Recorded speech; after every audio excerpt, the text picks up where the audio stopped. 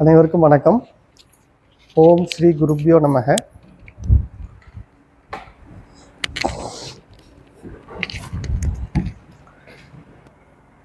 நேற்றிலிருந்து நம்ம பலவிதமான தலைப்புகளை ஆச்சாரியர்கள் தங்களுடைய மனனம் செய்த விதத்தில் விளக்கி கொண்டுட்டு இருந்தாங்க. அதில் ஜெகத் பற்றி பேசுனாங்க, ஈஸ்வர சக்தியை பற்றி பேசுனாங்க, க்ஷேத்திர க்ஷேத்ரஜன் அப்படிங்கிற அந்த தலைப்பில் நம்ம எப்படி நம்மளை ஆத்மாங்கிறதையும் இந்த அனாத்மா வேறுங்கிறதையும் பிரித்து அது எல்லாமே கடைசியில் பிரம்மந்தான் அப்படிங்கிறதையும் நமக்கு சொல்லி கொடுத்துட்டு இருந்தாங்க. இப்போது அந்த வகையில் எனக்கு நம்முடைய சுவாமி கொடுத்த தலைப்பு நிஷ்கர்மியம், இந்த நைஷ்கர்மியம் அப்படின்னு சொல்லுவாங்க. இப்போ முன்னுரை பார்த்துடலாம்.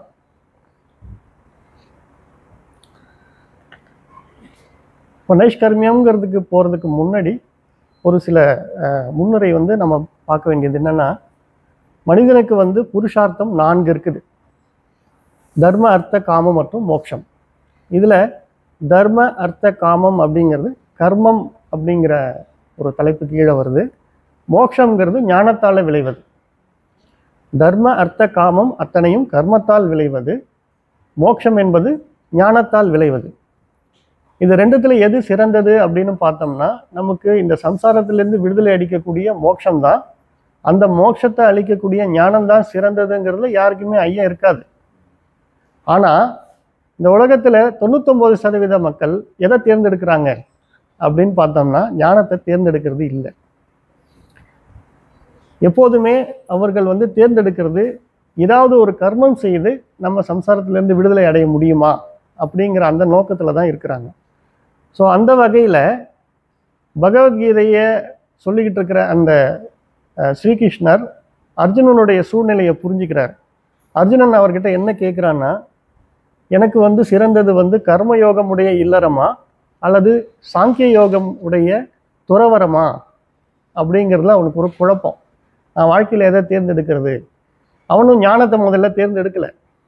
அவர் எந்த சூழ்நிலையில் இருக்கிறாருன்னா, தன்னுடைய உறவினர்கள்லாம் முன்னாடி நிற்கிறாங்க, பந்துக்கள் எல்லாம் நிற்கிறாங்க, அவங்களெல்லாம் கொல்லணும்.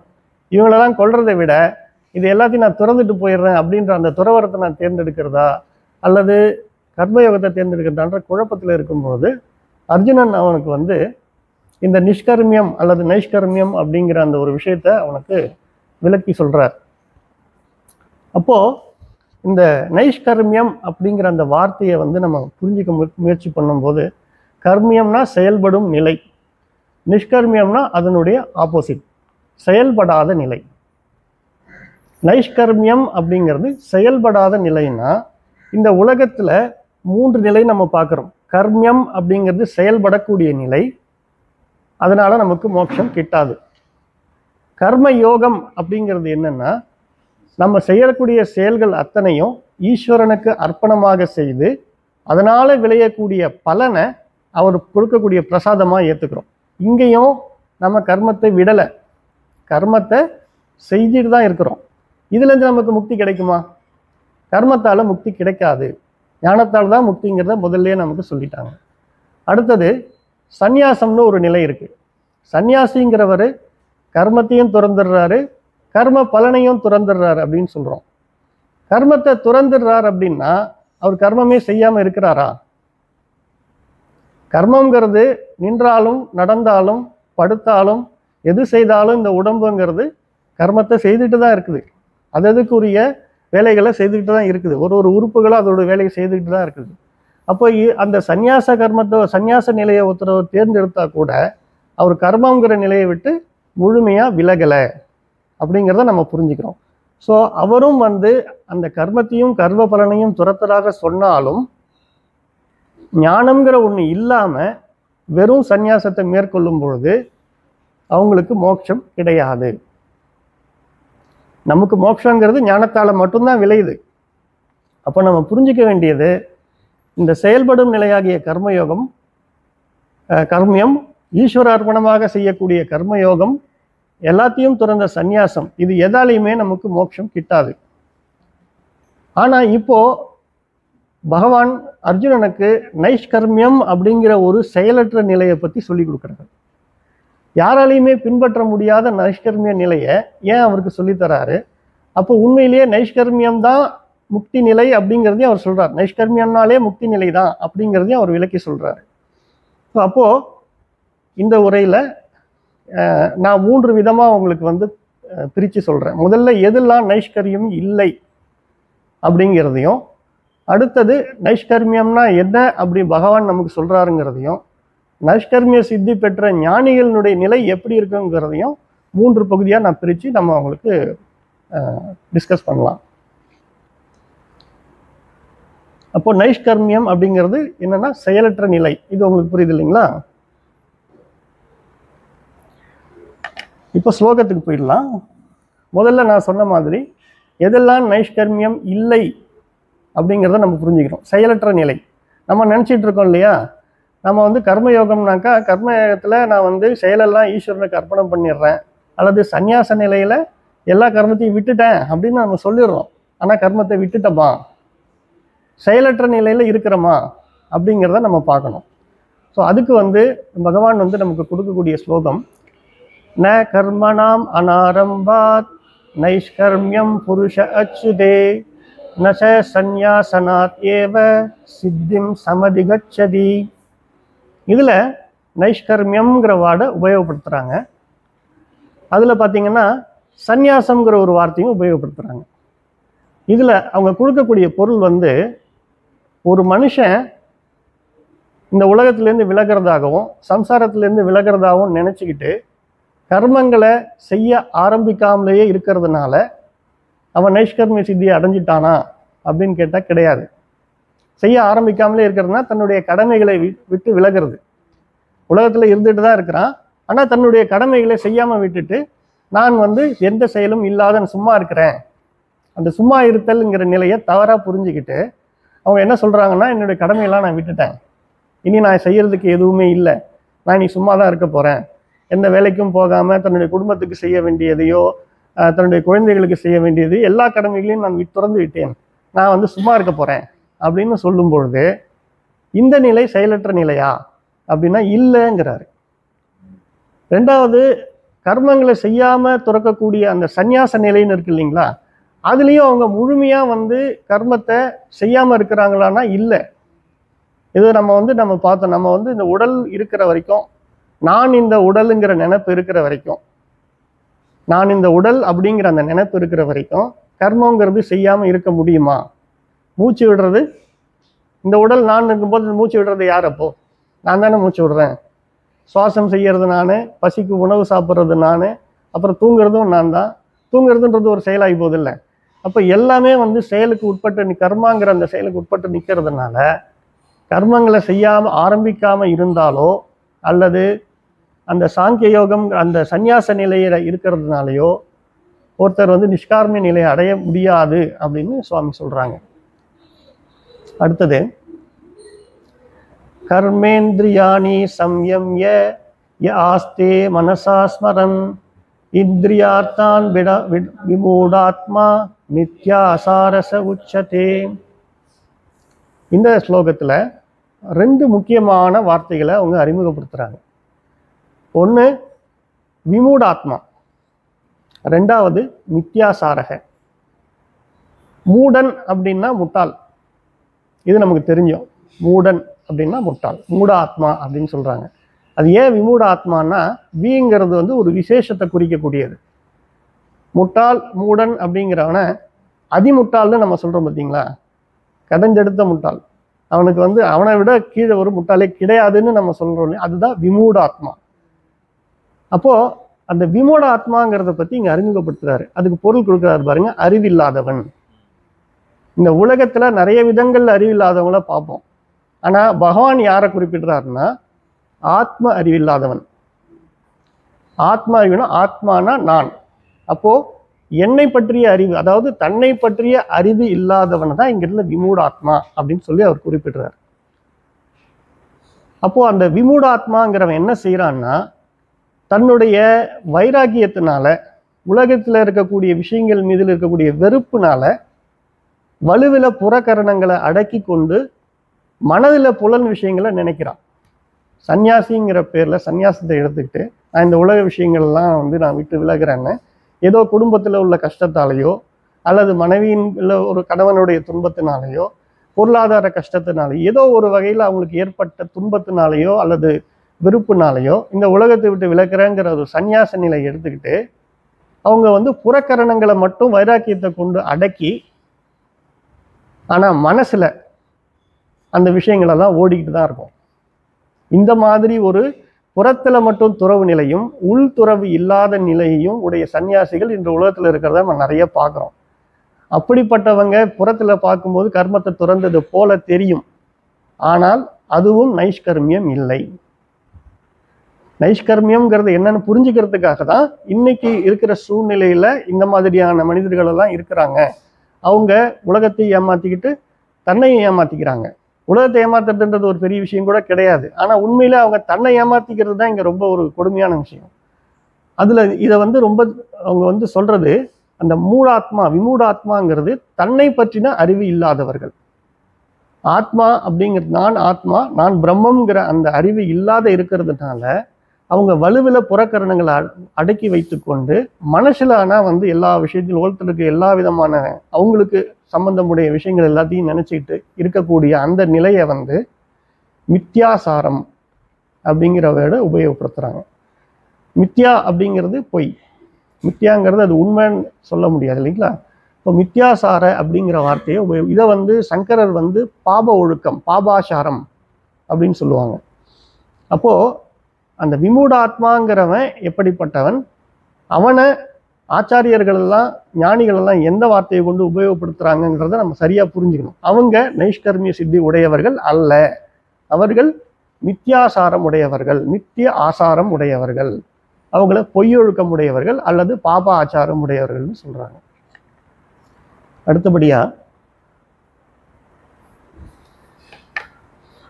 நஹி கஷ்சித் க்ஷணமபிஜாது திஷ்டதி அகர்மகிருத் காரியதேஹி அவசஹ கர்ம சர்வ பிரக்ஞைர் குணை. இங்க அகர்மகிருத் அப்படின்னு ஒரு ஒரு வார்த்தையை உபயோகப்படுத்துறாங்க. கர்மகிருத் அப்படின்னா செயல்களை செய்பவர், கர்மி அப்படின்னு நம்ம சாதாரணமாக சொல்லுவோம். அப்போ அகர்மகிருத் அப்படின்னா செயல்களை செய்யாதவன். செயல்களை செய்யாம இந்த உலகத்துல உண்மையிலேயே யாராலாவது இருக்க முடியுமா அப்படிங்கிறத இந்த ஸ்லோகத்துல அவர் சொல்ல. ஒரு கணம் கூட செயல் புரியாம இருக்கவே முடியாது. இது நம்ம எல்லாருக்குமே அனுபவமானது தான். இது நமக்கு அனுபவமான விஷயமா இருந்தாலும் பகவான் வந்து எந்த விதத்துல இந்த விளக்கத்தை கொடுக்குறாருன்னு நம்ம புரிஞ்சுக்கணும். அதுக்கு கீழே அவர் என்ன சொல்றாரு பாருங்க. ஏனெனில் பிராணிகள் அனைத்தும் பிரகிருதியிலிருந்து உண்டான குணங்களால் தன் வசம் இழுந்து வேறு வழியின்றி செயல் செய்ய தூண்டப்படுகிறது. இப்போ நம்ம எல்லாம் என்ன நினைச்சிட்டு இருக்கிறோம், நான் செய்கிறேன், மனிதர்கள் எல்லாம் நாம செய்கிறோம் அப்படின்னு நினைக்கிறோம். ஆனால் பகவானுடைய வியூ பாயிண்ட் எப்படி இருக்கு பாருங்க. பிரகிருதியிலிருந்து உண்டான குணங்களால் தன் வசம் இழந்து, அப்போ உண்மையிலேயே நான் தான் செய்கிறேனா அப்படின்னு எனக்கு இப்போ ஒரு சந்தேகம் வருது. இது வரைக்கும் நான் வந்து என்னை வந்து இந்த உடல்னு நினைச்சிட்டு இருக்கிறேன், அந்த கரணமாகிய சூட்சும உடலோ இல்லை ஸ்தூல உடலோ நினைச்சிட்டு இருக்கிறேன். நான் போன ஸ்லோகத்துல இந்த மாதிரி தன்னை பத்தின அறிவு இல்லாதவங்கள முதல்ல விமூடாத்மான்னு சொல்லிட்டாரு. அறிவு இல்லாத ஆத்ம அறிவு இல்லாதவன்னு சொல்லி அந்த விமூடாத்மா தான் செய்யக்கூடிய செயல்கள்னு நினைச்சுக்கிட்டு இருக்கிறது உண்மையிலேயே எப்படிப்பட்டது, பிரகிருதியிலிருந்து உண்டான குணங்களால் அவன் தன் வசம் இழந்து வேறு வழியின்றி செயல் செய்ய தூண்டப்படுகிறான்ங்கிறார். இது எப்படின்னு நம்ம புரிஞ்சுக்கணும். பிரகிருதி எப்படி அப்ப வந்து இங்க செயல் செய்யுது, அதை ஏன் நான் செய்யறேன்னு நான் நினைக்கிறேன். இந்த தொடர்பு நமக்கு புரிஞ்சுதுன்னா உண்மையிலே நான் செயல் செய்பவனா, செயலுங்கிறது எப்படி நடக்குது அப்படிங்கிறத நம்ம புரிஞ்சுக்கிட்டோம்னா அதன் வழியா நைஷ்கர்மியம்னா என்னங்கிறத நமக்கு பகவான் சொல்லி கொடுக்குறாரு. அதுக்காக தான் இந்த ஸ்லோகத்தை நமக்கு நடுவில் வச்சிருக்கிறாங்க. ஸோ பிரகிருதிங்கிறத நம்ம புரிஞ்சுக்கிறதுக்கு நேற்றை கூட பிரகிருதி பத்தி பராபிரகிருதி அபராபிரகிருதி அப்படின்லாம் சொன்னாங்க. நான் எனக்கு புரிந்த வகையில ஒரு சின்ன ஒரு விஷயத்தை நம்ம பார்க்கலாம். இப்போ நம்ம ஏற்கனவே அகர்ம கிருத்துங்கிற வார்த்தையை பார்த்தோம், செயலற்ற தன்மை. இப்போ அவதார புருஷர்களா இருக்கக்கூடிய ஸ்ரீராமரோ ஸ்ரீகிருஷ்ணரோ கூட செயலற்ற நிலையில இல்லை. ஆனா அவங்க பரமாத்மா அப்படின்னு சொல்றோம், அவங்க பிரம்மமே உருவானவங்க. ஆனா அவங்க செயலற்ற நிலையில நம்மளால பார்க்க முடியல. ஒரு சமயம் புல்லாங்குழல் வாசிச்சுட்டு இருக்கிறாரு, ஒரு பக்கம் ஒரு சுண்டு விரல்ல மலை தூக்கி வச்சுட்டு இருக்கிறாரு, ஒரு பக்கம் சம்ஹாரம் பண்றாரு. இப்படி பல வேலைகளை செஞ்சுட்டு இருக்கார் ஸ்ரீகிருஷ்ணர். இவர் காட்டுல போய் இளைஞ்சிட்டு இருக்கிறாரு. எல்லாரும் செயல் இல்லாம இருக்கிறாங்களா? அவதார புருஷருக்கு கூட செயல் இல்லாம இல்லை. ஆனா முக்தி அடையணும்னா செயலற்ற நிலையில இருக்கணும்ன்றாங்க. அப்போ அதை ரொம்ப புரிஞ்சுக்கணுங்கிறதுக்காக இதை சரியா யாரு புரிஞ்சுக்கிறாங்களோ, அவங்க தான் செயலற்ற நிலையில தான் இருக்கிறாங்கிறத புரிஞ்சுக்கிறாங்களோ அவங்க முக்திக்கு போயிடுவாங்க. ஸோ இப்போ இந்த பிரகிருதிங்கிறத என்ன நம்ம புரிஞ்சுக்கணும்னா, பிரம்மம் இருக்கு, பிரம்மம் மட்டும்தான் இருக்கு. பிரம்மத்தில கற்பனா சக்தி இருக்கு. பிரம்மம் கற்பனை செய்யும் சக்தியோடு இருக்கு இல்லையா? அப்போ கற்பனை செய்யும் போது பிரம்மம் தன்னை ஈஸ்வரனாகவும் தன்னில் இருக்க அந்த கற்பனா சக்தி எல்லாம் சேர்ந்து ஈஸ்வரன் பிரகிருதி அப்படிங்கிற அந்த முக்குணமுடைய பிரகிருதியா இந்த உலகம் எல்லாம் விரியுது. பிரகிருதிங்கிறது இயற்கை இல்லையா? அது முக்குணமுடையது அப்படின்னு சொல்றோம். அப்ப அந்த பிரம்மம் அந்த எல்லாத்தையும் அந்த உருவான கற்பனையில உருவான இந்த ஜெகத்து எல்லாத்தையும் கட்டி ஆளக்கூடிய ஈசத்தன்மை உடையவரா இருக்கிறார். அவரை ஈஸ்வரன் சொல்றோம். உருவான அந்த கற்பனைகள் இந்த ஜெகத்து அத்தனையும் பிரகிருதிங்கிறோம். அது மாயா சக்தியிலிருந்து வந்தது, கற்பனா சக்தியிலிருந்து வந்தது. பிரகிருதிக்கு முக்குணம் உடையது அப்படின்னு சொல்றோம். முக்குணங்கிறது ரஜோகுணம், சத்வகுணம், ரஜோகுணம், தமோகுணம் அப்படிங்கிற அந்த 3 குணம் உடையது. இப்போ இந்த பிரகிருதி இயற்கையில தான் அந்த கரணம் அப்படிங்கிறது உருவாயிருக்கு. முக்குணமுடைய பிரகிருதியிலிருந்து முக்குணமுடைய அந்த கரணம் வந்திருக்கு. அப்போ அதே அந்த கரணத்துல முக்குணமும் இருக்கும் இல்லையா? இந்த பிரகிருதிய காரணம்னு வச்சுக்கிட்டோம்னா அந்த கரணத்தை காரியம்னு வச்சுக்கலாம். இது காரிய காரண சங்காதம், காரியத்துக்கும் காரணத்துக்கும் உள்ள தொடர்பு அப்படின்னு சொல்லுவோம். காரணமானது பிரகிருதி, அதுல இருந்து காரியமாக அந்த கரணம் வந்தது. இப்போ தங்கம் அப்படிங்கிறத ஒரு காரணம்னு வச்சுக்கிட்டிங்கன்னா அதுல இருக்கக்கூடிய வளையும் தன்மை, நெளியும் தன்மை, அது பளபளப்பு, இது எல்லாம் வளையல்லையோ செயின்லையோ இருக்குதானே செய்யும். அதனுடைய குணங்கள் இதுலையும் இருக்குது. அப்ப காரணத்துல இருக்கக்கூடிய குணம் காரியத்திலையும் இருக்குது. அதை தான் பிரகிருதியில இருக்கக்கூடிய முக்குணத்திலிருந்து உருவான பிரகிருதியும் அந்த கரணமும் இதுவும் முக்குணத்துல இருக்குது அப்படிங்கிறத சொல்றாங்க. இப்போ இந்த முக்குணம் நம்ம கிட்ட எப்படி இருக்குது, மனிதர்கள்ட்ட எப்படி இருக்குதுங்கிறதுக்கு ஒரு உதாரணமா தானம் அப்படிங்கிற ஒரு செயலை 3 பேர் செய்யறாங்க. ஒரு எதுக்காக செய்யறாருன்னா புண்ணிய காரியத்துக்காக செய்யறார். இந்த காரியத்தை செய்தா 4 பேருக்கு நம்ம உணவு அளித்தோம்னா புண்ணிய காரியம், அதனால நான் சொர்க்கத்துக்கு போவேன் அப்படிங்கிற ஒரு நோக்கம். அந்த நோக்கம் இன்ப நாட்டமா இருக்கிறதுனால அதை தமோகுணம் அப்படின்னு சொல்றாங்க.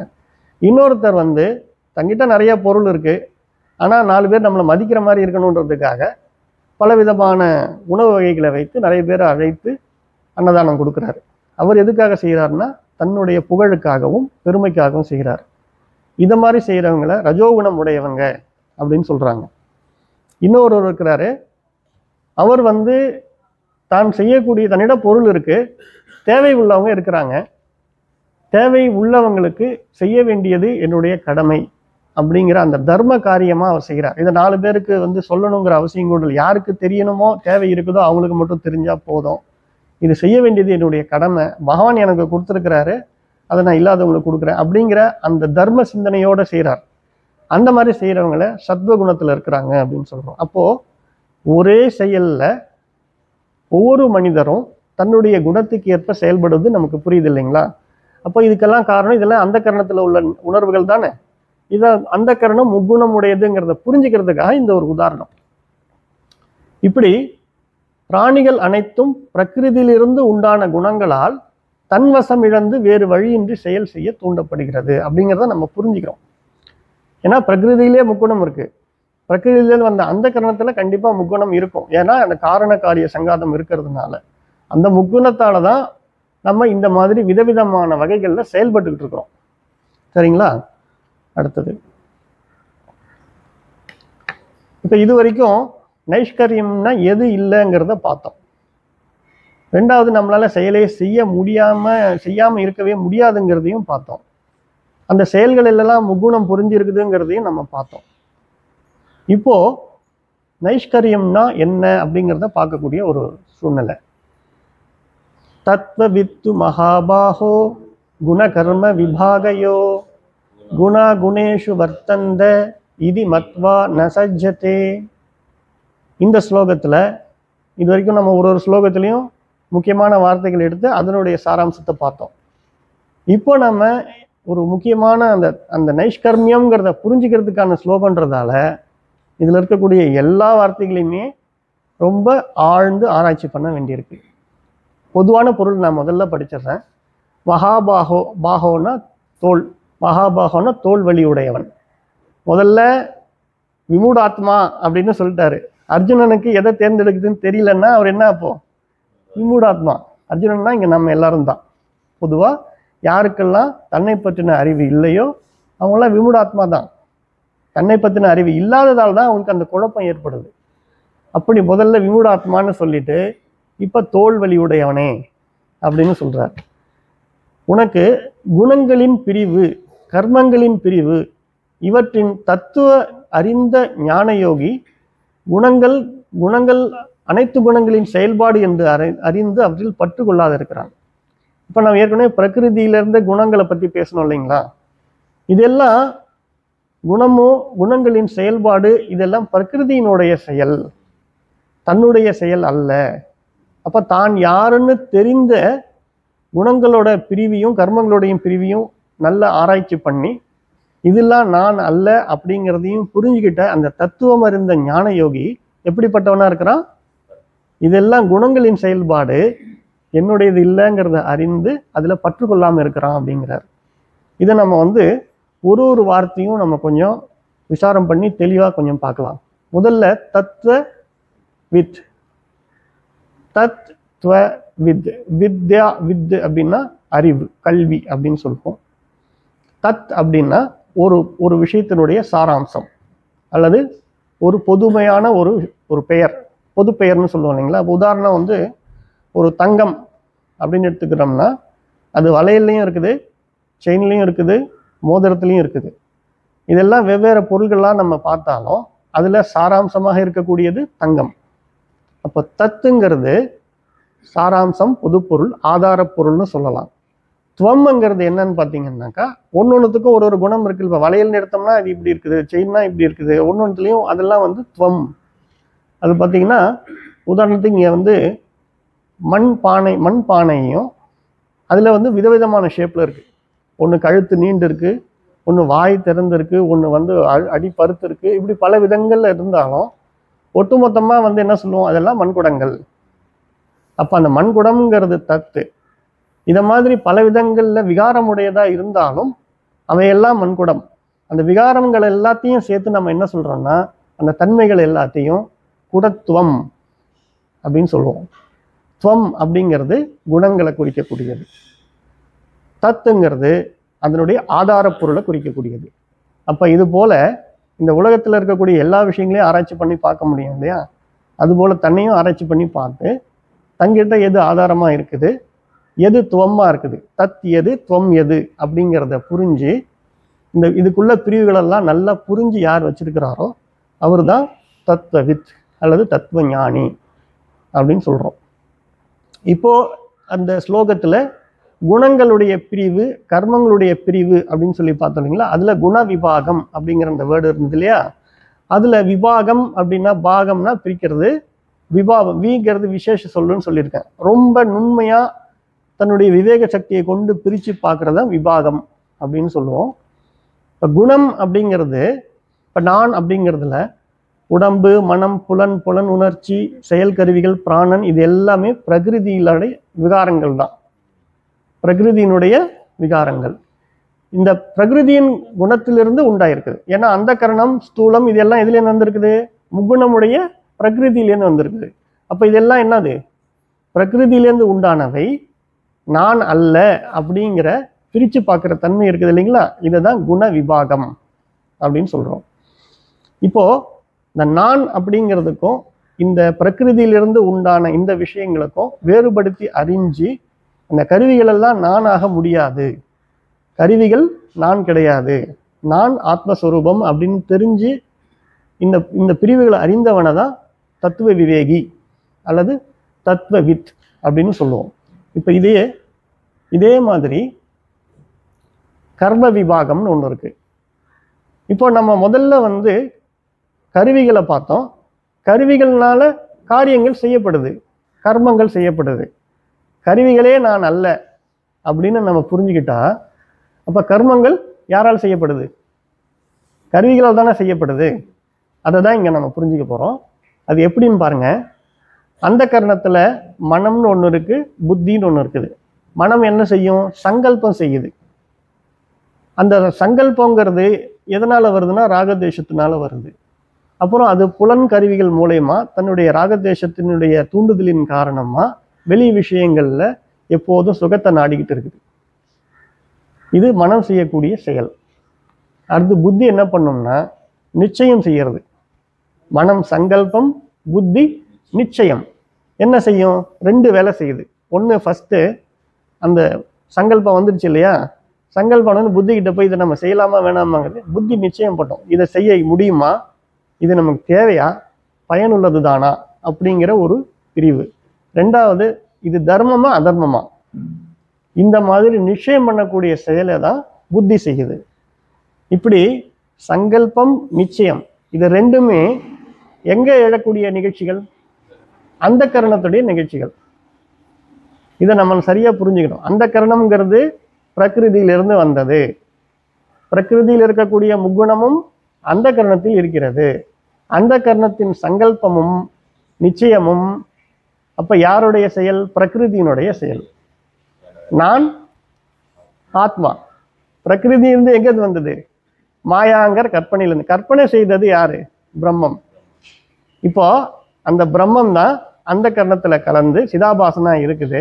சிதாபாசன் இருந்தவன் என்ன நினைச்சிட்டு இருக்கான்? நான் இந்த உடம்பு, நான் இந்த அந்த கரணம் அப்படின்னு நினைச்சுக்கிட்டு இருந்தவன் இப்போ இந்த மாதிரியான ஆராய்ச்சியை செய்யும் பொழுது நான் அப்படிங்கிற அகம் அப்படிங்கிறது பிரம்மம்னோ, இங்க நடக்கக்கூடிய இந்த சங்கல்பம் நிச்சயம் இது எல்லாம் பிரகிருதியினுடைய வேலைங்கிறதையும் புரிஞ்சிக்க முடியுமா இல்லையா? அப்போ அந்த கரணத்தில் எழக்கூடிய இந்த எழுச்சிகள் எனது அல்ல, இதெல்லாம் அந்த கரணத்தினுடையது அப்படின்னு புரிஞ்சுக்கிறதுக்கு பேரு கர்ம விபாகம்.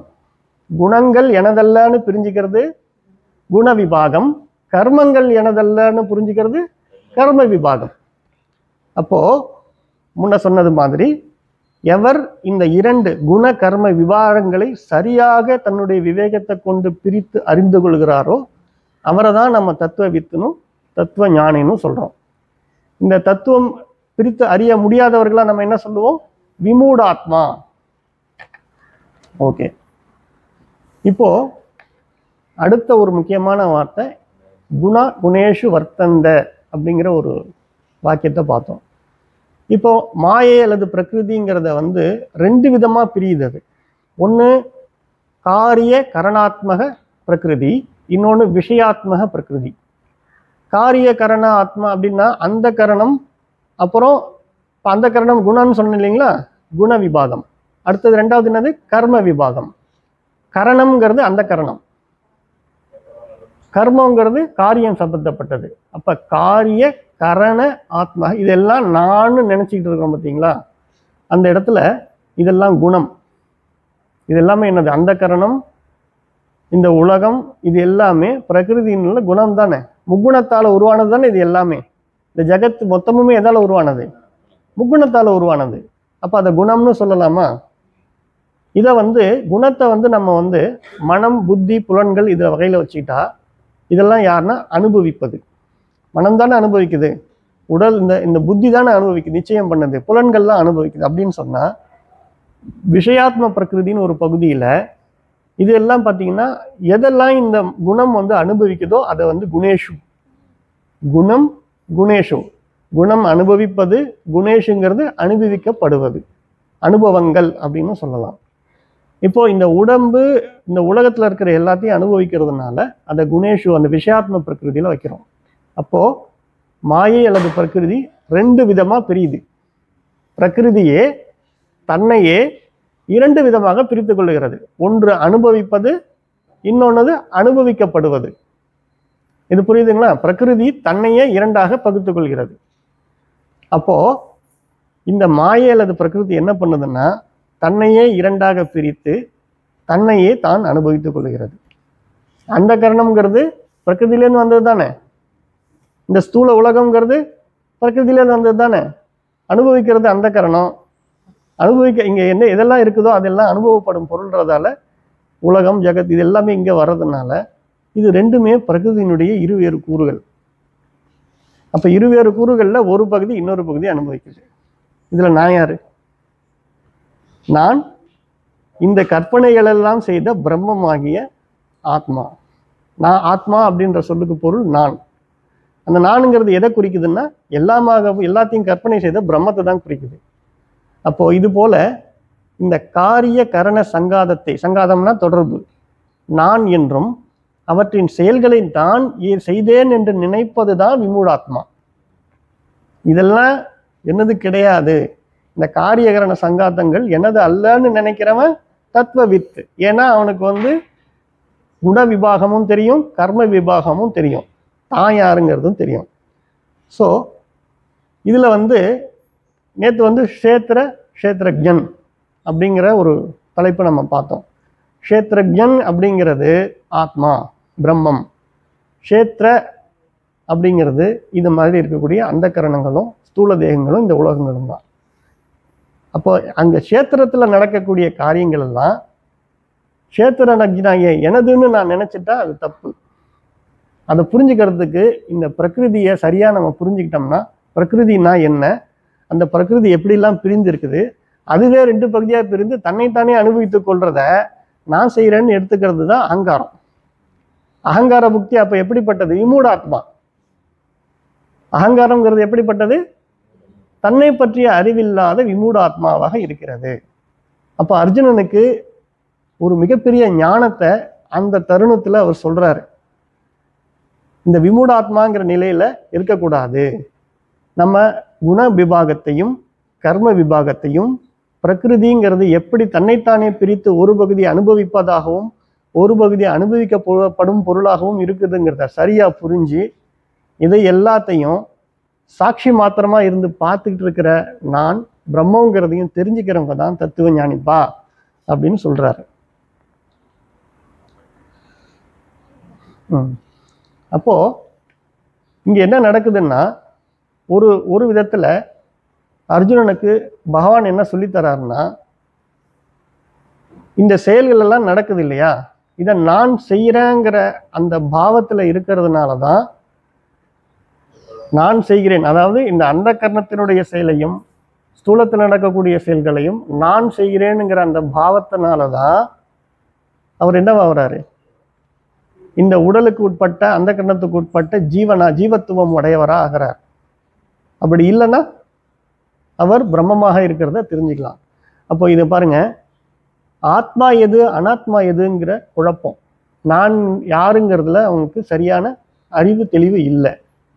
அப்போ ஞானிங்கிறவர் என்ன பண்றாருன்னா, எங்கும் எல்லாத்துலேயும் வியாபித்துள்ள எல்லாத்துலேயும் எல்லாமாகவும் இருக்கக்கூடிய பிரம்மம் தான் நான். ஆத்மாங்கிற சொல்லுக்கு நான்றது பொருள். அப்ப நான் அப்படின்னு சொன்னா ஆத்மா வேற பிரம்மம் வேறன்னு குழப்ப வேண்டாம், ரொம்ப தெளிவு. ஆத்மானா நான், பிரம்மம்னா எது இருக்குதோ அதுதான். அப்ப எது இருக்குதோ அதுதான் நான். அதை நம்ம சரியா புரிஞ்சுக்கிட்டோம்னா இங்க இருக்கக்கூடியது எல்லாமே பிரகிருதியினுடைய குணேஷு வர்த்தந்தே அப்படின்னு சொன்ன அந்த குணேஷுகள் தான், எனது அல்ல நான் அல்ல அப்படின்னு நம்ம புரிஞ்சு வச்சிருக்கணும். நான் காரிய காரண சங்காதம் அல்ல, இதெல்லாம் பிரகிருதியினுடைய குணங்கள். அப்போ ஆத்மாவாகிய நான் பிரம்மம் அப்படின்னு தெரிஞ்சிட்டா நான் இதுல எதுலையுமே கூடலை, அசங்கமா இருக்கிறேன். எப்படி அசங்கமா இருக்கிறேன்? என்னுடைய கற்பனையில ஒரு விஷயத்த நான் கற்பனை பண்றேன், நீங்களே கற்பனை பண்றீங்க. அந்த கற்பனை செய்வதற்கு ஆதார பொருள் நீங்க. அந்த கற்பனையில ஏதாவது ஒன்று நிகழுதுன்னா அது நீங்க தான் செய்தீங்க.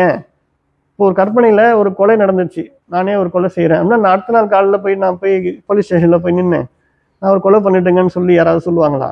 கற்பனைக்கு எந்த அளவு நம்ம முக்கியத்துவம் கொடுக்கணும் அப்படிங்கிறத புரிஞ்சுக்கணும். அப்போ பிரம்மமாகிய நான் பிரம்மங்கிறத நான் சரியா புரிஞ்சுக்கிட்டேன்னா என்னுடைய கற்பனைக்கு நான் எந்த அளவு முக்கியத்துவம் கொடுக்கணும் அதை நம்ம புரிஞ்சுக்கணும். அப்போ நான் அப்படிங்கிற அந்த ஆத்மா இது அந்த காரண காரிய சங்காதம் அல்லது குணேஷு இதுல கூடாம அசங்கமாக, அசங்கம்னா சங்கம்னா கூடுறது, அசங்கம்னா கூடாத நிலை, தூய சாட்சியாக மாத்திரம் இருந்து இதெல்லாம் பார்த்துக்கிட்டு இருக்குது. இந்த மாதிரி தெரிஞ்சுக்கிறதுக்கு பேர் தான் வித்யா. இப்போ இந்த இடத்துல கர்மத்துக்கும் உங்களுக்கும் உள்ள பந்தத்தை, கர்ணனுக்கும் அந்த அர்ஜுனனுக்கு கர்மத்துக்கும் நமக்கும் உள்ள பந்தத்தை உடைக்கிற யுக்தியை சொல்லித்தரார். அர்ஜுனனுக்கு சொல்லித்தர மாதிரி. கர்மம் ஒன்று இருக்கு, அதெல்லாம் எதனுடைய செயல்? பிரகிருதியினுடைய செயல். அப்போ இதெல்லாம் பார்த்துட்டு இருக்கிற சாட்சி நான் பிரம்மம். நான் பிரம்மங்கிற ஞானத்தையும் இந்த செயல்கள் எல்லாம் வந்து பிரகிருதினால விளையுது, அது எல்லாமே கற்பனை தான் அப்படிங்கிறதையும் சொல்லி கர்ம பந்தத்தை உடைக்கிறார். கர்ம பந்தத்தை உடைச்சதுக்கு அப்புறம் செயல்கள் நடக்குது அப்படின்னா அதை நான் செய்கிறேன்னு சொல்லுவீங்களா? நான் செய்கிறேங்கிற நம்ம ஏற்றுக்க மாட்டோம். ஏன்னா அதை வந்து பிரகிருதி செய்துங்கிற அந்த நிலையில நம்ம பார்க்குறோம். எப்போ நான் பிரம்மங்கிறத புரிஞ்சுக்கிட்டதுக்கு அப்புறமா, இந்த ஞானம் ஏற்பட்டதுக்கு அப்புறம் இந்த செயல்களெல்லாம் நம்ம எப்படி பார்க்குறோம்? குண விபாகம், கர்ம விபாகங்கள் எல்லாம் பார்த்து, குணகணேஸ்வருடைய சங்காதம் எல்லாம் பார்த்து புரிஞ்சுக்கிட்டதுக்கு அப்புறம் இதெல்லாம் பிரகிருதியினுடைய முக்குணங்களுடைய செயல்கள்னு பார்க்கறதுனால இவை என்னுடையது அல்ல அப்படின்னு நான் புரிஞ்சுக்கிறதால எனக்கும் அதற்கும் உள்ள தொடர்பு அறுதா இல்லையா? எனக்கும் அதற்கும் உள்ள தொடர்பு அறந்துடுச்சுன்னா அப்போ நான் செய்கிறேங்கிறத நம்ம ஏற்றுக்க மாட்டோம். இப்போ நான் செய்யவில்லை. இப்போ உங்களுக்கு நைஷ்கர்மியம்னா என்னன்னு புரியும். யார் தன்னை பிரம்மம் என்று அறிந்து கொள்கிறார்களோ அவர்களுக்கும் பிரகிருதியினுடைய அந்த குணேஷுகளுடைய செயல்களுக்கும் சம்பந்தம் இல்லை. அப்போ யார் வந்து நைஷ்கர்மிய சித்தியில் இருக்கிறாங்க? நான் பிரம்மம் என்பதை அறிந்து இந்த குண விபாக, கர்ம விபாக, குணேஷு விஷயங்கள் எல்லாம் புரிஞ்சு இவைகளிலிருந்து விலகி இருக்கிறவர்கள் நைஷ்கர்மிய சித்தி உடையவர்கள். ஏன்னா அந்த ஞானிக்கு கர்மங்களை செய்வது யார்? பிரகிருதி அப்படிங்கிறது தெளிவாக தெரிந்திருக்கிறது. கர்மங்கள் எப்படி நடந்ததுங்கிறத பற்றி நம்ம பிரகிருதியை வச்சு பார்த்துட்டோம். அப்போ ஞானியாகப்பட்டவன் தன்னை அகர்த்தா அப்படிங்கிறதையும் புரிஞ்சுக்கிறான், தன்னை அபோக்தா அப்படிங்கிறதையும் புரிஞ்சுக்கிறான். ஏன்னா பிரகிருதி ரெண்டு பகுதியாக பிரிந்து அனுபவிப்பானாகவும் அதுவே இருக்கிறது, அனுபவிக்கப்படும் பொருளாகவும் இருக்கிறது. தன்னை தானே அனுபவித்துக் கொள்ளுகிறது. அப்படின்னும் போது இதை சாட்சியா நின்று பார்க்கக்கூடிய பிரம்மம் இதுல ஈடுபடவே இல்லை. நான் பிரம்மம் அப்படின்னா நான் அதில் ஈடுபடுறேனா அப்படின்னு புரிஞ்சிக்க வேண்டிய சூழ்நிலை இருக்குது இப்போ. ஸோ இந்த மாதிரியான ஒரு ஞானத்தினால தான் நமக்கு நான் முன்னாடி சொன்ன மனதினுடைய செயல சங்கல்பம், புத்தியினுடைய செயலினுடைய நிச்சயம், இதெல்லாம் எங்க போகுதுன்னா கர்மத்துக்கு போகுது. அப்போ இது எல்லாத்துக்கிட்ட இருந்து எனக்கு தொடர்பு அறுது. எதனால? நான் பிரம்மங்கிற ஞானத்தினாலையும் பிரகிருதியினுடைய தாத்பரிய ஞானத்தினாலையும். அப்போ சங்கல்ப நிச்சய கர்மம் அனைத்திலிருந்து தொடர்பு அரும்பொழுது அது மேல எனக்கு பற்று இருக்குமா? இதை நான் செய்யவே இல்லை, இது எல்லாமே பிரகிருதியினுடைய வேலை, இது எல்லாம் மாய கற்பனை அப்படின்னு புரிஞ்சதுக்கு அப்புறம் அந்த விஷயங்கள்ல நமக்கு எந்த அளவு பற்று இருக்கும்? கனவுல ஒரு 10 கோடி ரூபாய் ஒரு லேட்டர் சீட்ல விழுது அப்படின்னா அது மேல நமக்கு எவ்வளவு பற்று இருக்கும்? அடுத்த நாள் நைட்டு படுத்து அந்த 10 கோடி ரூபாய் எடுத்து நான் வந்து செலவு செய்ய போறேன்ற பற்று இருக்குமா? அப்போ அது போல கனவுங்கிறது ஒரு கற்பனைங்கிறத நம்ம அவஸ்தாத்திரை ஆய்வுல நம்ம பார்த்துருக்கோம். அவஸ்தாத்திரை ஆய்வுங்கிறது எவ்வளோ ஒரு மிகப்பெரிய ஞானத்தை கொடுக்கக்கூடிய ஆய்வுங்கிறத நம்ம வந்து அதை வந்து நல்லா வந்து மாண்டூக்கிய உபநிஷத்துல வச்சு படிக்கும்போது தான் நமக்கு தெரியும். அந்த அவஸ்தாத்திரிய ஆய்வை வச்சு நம்ம இதையும் நம்ம புரிஞ்சுக்கலாம். இப்போ இது எல்லாமே பிரம்மத்துடைய கற்பனைன்னு நம்ம சொல்றதுனால அவஸ்தாத்திரிய ஆய்வு. ஏன் நமக்கு தெரிஞ்சு நம்ம கற்பனை பண்றது எங்க? நம்ம அனுபவத்துல, கனவுல. அந்த கனவை நம்ம எவ்வளவு தூரம் உண்மையா ஏத்துக்கிறோம்? அது பொய்ன்னு நமக்கே தெரியுது. ஆனா அந்த கனவை படைத்தது யாரு? எனக்கு தெரியுது. அந்த கனவுல எனக்கு எல்லா அனுபவமாகிறதெல்லாம் அந்த நேரத்துல உண்மையாகிறது. இப்போ அதே போலவே இங்கேயும் இந்த நேரத்தில் இது உண்மையா இருக்குது. இதை வந்து சுவாமி நமக்கு எப்படி சொன்னாங்கன்னா, தற்காலே சத்தியவத் பவதி. தற்காலே இந்த நேரத்துல சத்தியவத் பவ, அது உண்மையாக தெரிகிறது. உண்மையாக தெரிகிறது, ஆனால் உண்மை அல்ல. இதை வந்து இந்த பிரகிருதி குணேஷு சம்பந்தம், காரிய கரண சங்காதம், இந்த நாலெட்ஜ் தான் நமக்கு இந்த ரெண்டுத்துக்கும் உள்ள பிரிவு. நான் பிரம்மங்கிறதும் நான் செயலற்றவன்கிறதையும் புரிஞ்சு நான் நிஷ்கர்மிய சித்தியில இருக்கிறனா இல்லைங்கிறதையும் நமக்கு சொல்லிக் கொடுக்கக்கூடியது. அப்போ நைஷ்கர்மியம்னா என்னன்னு தெரிஞ்சிச்சு இல்லையா? இந்த உலகத்துல தன்னை உடல்னா சூட்சும உடல், ஸ்தூல உடல், ரெண்டுத்துல எதை தன்னை நினைச்சிட்டு இருந்தாலும் அவன் கர்மம் சம்பந்தத்திலிருந்து விடுபட முடியாது. எவன் ஒருவன் தன்னை பிரம்மம் என்று அறிந்து கொள்கிறானோ அப்பொழுது அவன் தான் சாட்சியாக இருப்பதையும் மாயினுடைய வெளிப்பாடாகிய பிரகிருதியினுடைய காரியங்கள் தான் இது அத்தனையுங்கிறதையும் புரிஞ்சு நான் எப்போதும் செயலற்று இருக்கக்கூடிய பிரம்மம் அப்படிங்கிறத அவன் புரிஞ்சுக்கிறான். அவன்தான் நைஷ்கர்மியமி அப்படின்னு சொல்லப்படுகிறான். சரி, இது இந்த ஒரு ஸ்லோகம்தான் நைஷ்கர்மியத்தினுடைய தாத்பரியத்தை முழுமையா நமக்கு விளக்கி சொல்லுது. இதுக்கு அடுத்தது, இப்போ நைஷ்கர்மிய சித்தி அடைஞ்ச ஞானி அப்ப இந்த உலகத்துல எதுவுமே செய்ய மாட்டானா? நான் எதுவும் செய்யறது இல்லை நான் தெரிஞ்சுட்டா அப்ப இந்த உலகத்துல எப்படி நான் வாழறதுங்கிறதையும் அவர் சொல்றாரு. ஏன்னா நமக்கு எப்பயுமே இந்த குழப்பம் வந்துடும், நான் எதுவுமே செய்யலைன்னா அப்ப எனக்கு இங்க இன்னும் எங்க என்ன வேலை இருக்கு, எனக்கு என்னதான் நான் செய்யறது? அப்போ அவனுடைய மனநிலை எப்படி இருக்குங்கிறதையும் சொல்றாரு. யஹது ஆத்மரதிஹி ஏவ ஸ்யாத் ஆத்ம திருப்ச மானவஹ ஆத்மன் ஏவ ச சந்துஷ்டஹ தஸ்ய காரியம் ந வித்யதே. இங்க 3 விதமான நிலையை பத்தி சொல்றாரு. முதல்ல ஆத்மரதிஹி, ரெண்டாவது ஆத்ம திருப்தக, மூணாவது ஆத்ம சந்துஷ்ட. ஆத்ம ரதி, ரதினா என்ன? தேர்ல ஓட்டக்கூடியவர். இப்போ ஆத்ம ரதினா அவன் எப்படிப்பட்டவன்? ரதின்னா இங்க இன்பம் அனுபவிக்கக்கூடியவன் ஒரு அர்த்தமும் இருக்குது. இப்போ இந்த இடத்துல தான் ஆத்மான்னு தெரிஞ்சுக்கிட்டதாலவே அந்த இன்பத்திலேயே அவன் இருக்கிறான். அவனுக்கு இந்த உலகத்தில் இருக்கக்கூடிய செயல்கள் எல்லாத்தையும் பிரகிருதியும் தன்னுடைய பிரம்மமாகிய தன்னுடைய கற்பனை தெரிஞ்சதுக்கு அப்புறம் அதுல உள்ள இன்பத்துல அவனுக்கு ஈடுபாடு இல்லை. அவன் தான் பிரம்மம்னு தெரிஞ்சுக்கிட்ட அந்த அறிவிலேயே, அந்த ஞானத்திலேயே அவன் இன்புற்று இருக்கிறான். அப்போ ஆத்மரதிங்கிறவன் தன்னில் தான் இன்புற்று இருப்பவன். ரெண்டாவது, அவன் முழு திருப்தியில இருக்கிறான். ஏன்னா நிறைவுங்கிறது தான் திருப்தி இல்லையா? பிரம்மங்கிறது எப்படிப்பட்டது? பூரணமானது. பூரணம்ங்கிறத நிறைவுன்னு தானே நம்ம சொல்றோம். அவன் ஏற்கனவே பூரணமா திருப்தியா இருக்கிறான். இந்த உலகத்துல இருக்கிற விஷயங்கள் அவனுக்கு திருப்திப்படுத்துமா? இந்த உலகத்தினால அவனுக்கு திருப்தி இருக்கா? அவனுக்கு உலகத்துல இருந்து எந்த திருப்தியும் தேவையில்லை. தான் பெற்ற ஞானத்திலேயே அவன் திருப்தி அடைஞ்சு தன்னில் தான் திருப்தியுற்று இருக்கிறான். சந்துஷ்டன்னா மகிழ்ச்சி. அவனுக்கு மகிழ்ச்சி கொடுக்கறதுக்கு, சந்தோஷம் கொடுக்கறதுக்கு இந்த உலகத்துல கனவு தான் நீங்க கம்பேர் பண்ணணும். கனவுல என்ன நடந்தாலும் அதனால நான் ரொம்ப சந்தோஷப்பட்டு வெளியில எனக்கு அது கிடைச்சிச்சு, இது கிடைச்சிச்சு, எனக்கு இது சந்தோஷம் கொடுத்து அப்படின்னு சொல்ல மாட்டோம் இல்லையா? அதே போல இது எல்லாமே பிரம்மமாகி என்னுடைய கற்பனை தாங்கிறதால இங்கே தோன்றி இருக்கக்கூடிய விஷயங்கள்னால வரக்கூடிய திருப்தியோ சந்தோஷமோ எனக்கு வேண்டாம். நான் ஏற்கனவே என்னில் நான் திருப்தியுற்று என்னில் நான் மகிழ்ந்து இருக்கிறேன் அப்படிங்கிறது தான். அதுதான் அந்த நைஷ்கர்மிய சித்தியுடைய ஞானியினுடைய நிலை. அவன் தன்னுடைய நிலையிலேயே இருக்கிறான். தன்னுடைய திருப்தியிலேயே முழுமை பரிபூரணம்ங்கிற அந்த நிலையிலே இருக்கிறதுனால அவனுக்கு வெளியில இருந்து திருப்தி தேவையில்லை. அடுத்தது, நைவதஸ்ய கிருதேன அர்த்த ந அக்ருதேன இஹ கச்சன ந சாஸ்திய சர்வபூதேஷு கஷ்டித் அர்த்த வியபாசர்ய.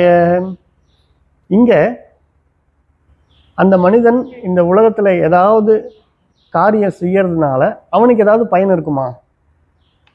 அவன் ஏற்கனவே பூரணமானவனாச்சே. அவன் தான் பிரம்மங்கிற திருப்தியில இருக்கிறவன். அவனுக்கு இந்த உலகத்துல ஏதாவது காரியம் செய்யறதால அவனுக்கு எந்த பயனும் கிடையாது.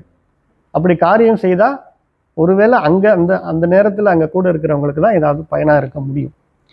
அப்படி செய்யாம விட்டாலும் அவனுக்கு ஏதாவது நடக்க போதா? அவனுக்கு தான் கர்ம தொடர்பே கிடையாது. நைஷ்கர்மின்னு சொல்லிட்டோம். அவன் செயல் செய்தாலும் ஒன்றும் இல்லை, செயல் செய்தாவிட்டாலும் ஒன்றும் இல்லை. ஏன்னா அவனை பொறுத்த வரைக்கும் தான் செயலே செய்வது கிடையாது. செய்யறது பூரா எங்க நடக்குது? பிரகிருதியில நடக்குது. இதை சரியா நம்ம புரிஞ்சுக்கணும். அப்போ இங்க இந்த ஜகத்துல இருக்கக்கூடிய இந்த பிராணிகளுக்கு அவனுக்கும் என்ன பந்தம் இருக்குது? இப்போ ஒரு பந்தமும் இல்லை. பந்தம் இல்லாததுனால குடுக்கல் வாங்கலுங்கிறது எல்லாம் அவங்களுக்கு திருப்தி கொடுக்கணும்னோ அவங்கள்ட்ட இருந்து நான் திருப்தி அடையணும்னோ எந்த விதமான பந்தமும் கிடையாது. அப்போ எந்த பிராணிகள் எடுத்தனாலும் தனக்கு ஆக வேண்டியது ஒன்றும் இல்லை, அவங்களுக்கு நான் செய்ய வேண்டியது ஒன்றும் இல்லை அப்படிங்கிற அந்த ஒரு நிலையில அவர் இருக்கிறார்.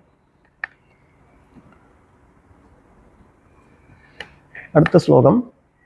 தஸ்மாத் அசக்தஹ சததம் காரியம் கர்ம சமாரசர அசக்தோ ஹி ஆசரன் கர்ம பரம் ஆப்னோதி புருஷக. இப்போ நம்ம முடிவுக்கு வந்துட்டோம். அர்ஜுனனுக்கு இதெல்லாம் விளக்கி சொல்லிட்டு கடைசியாக எங்கே கொண்டு நிறுத்துறாரு பாருங்க. அர்ஜுனா, இந்த விஷயங்கள்லாம் சொல்லிட்டேன், இந்த நேரத்தில் உனக்கு இந்த ஞானம் ஏற்பட்டுச்சா இல்லையாங்கிறது எனக்கு தெரியல.